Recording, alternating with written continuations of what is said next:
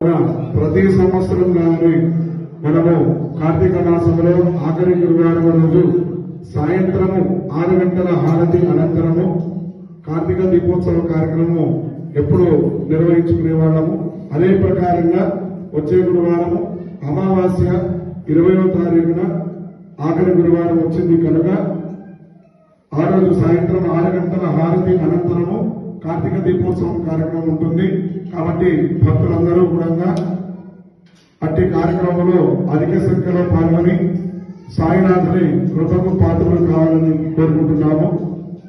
ఒక దీపము వెలిగించడానికి 21 రూపాయి చెల్లించినట్లయితే ప్రమిదలు, వత్తులు, నూనె అన్ని కూడా దేవాలయంలోనే ఇవ్వబడతాయి.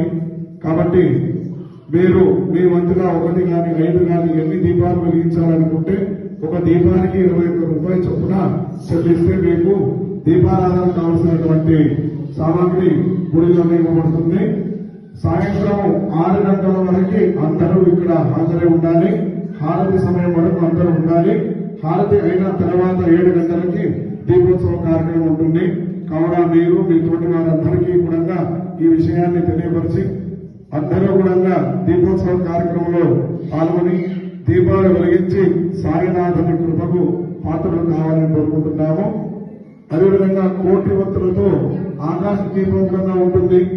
సాయంత్రం మహా విశేషమైనటువంటి దీపారాధన. కాబట్టి ప్రతి ఒక్కరు కూడా దృష్టిలో ఉంచుకొని తప్పకుండా కార్తీక దీపోత్సవం కార్యక్రమంలో పాల్గొని విజయవంతంగా చేయవలసిందిగా కోరుచున్నాము. ఓం సాయిరాం.